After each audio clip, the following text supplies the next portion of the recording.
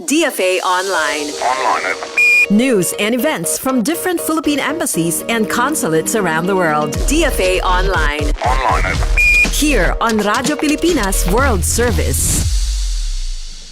Good day, I am Win Peñano with today's DFA Online.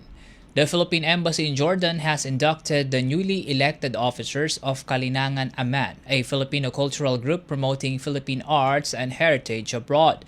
Ambassador Wilfredo Santos administered the oath of office to Maya Eugenio as President, Mary Lou Sibayan as Vice President, Rechi Misagal as Secretary, and Chona Castroverde as Treasurer. In his message, Ambassador Santos said the event was the beginning of a shared mission to preserve, promote, and celebrate Filipino culture. He urged the members to take pride as cultural ambassadors in Jordan.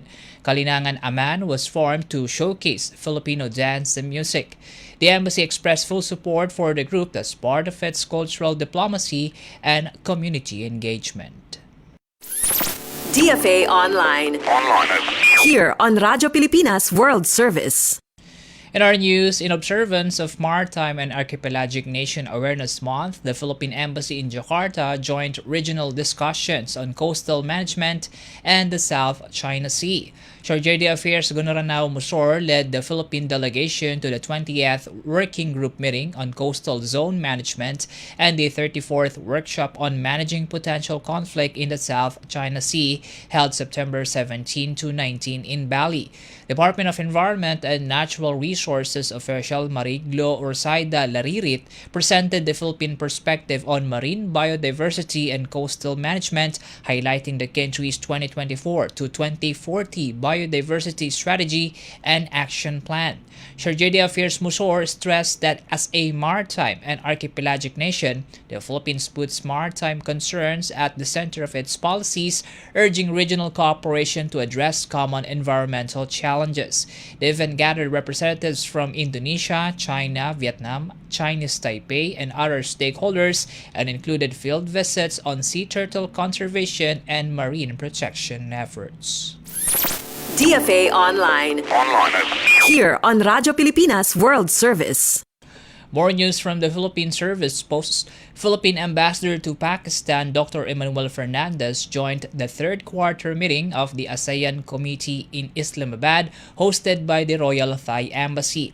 The gathering brought together ASEAN envoys to review ongoing initiatives and finalize the committee's 2025 calendar. Discussion centered on boosting economic and trade engagement with Pakistan, public diplomacy programs that highlight ASEAN's identity, and joint activities for ASEAN nationals.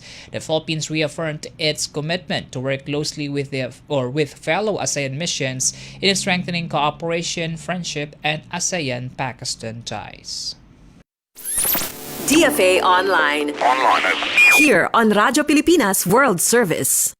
And in Vienna, the Philippines has been elected to the Board of Governors of the International Atomic Energy Agency for 2025 to 2027 during the 69th IAEA General Conference in Vienna.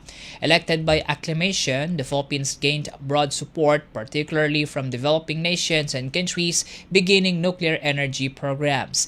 This marks the country's return to the board after last serving from 2015 to 2017. Science and Technology Undersecretary Maridon Sahagun, head of the Philippine delegation, reaffirmed Manila's advocacy for the peaceful uses of nuclear energy in support of sustainable development.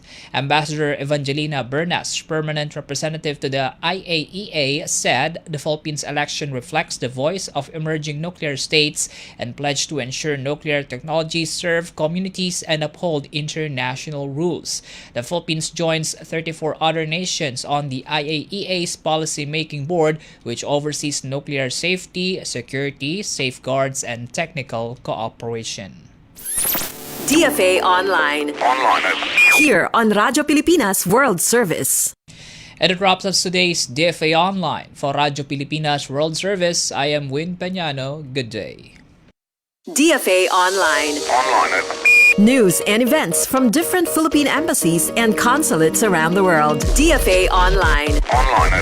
Here on Radyo Pilipinas World Service.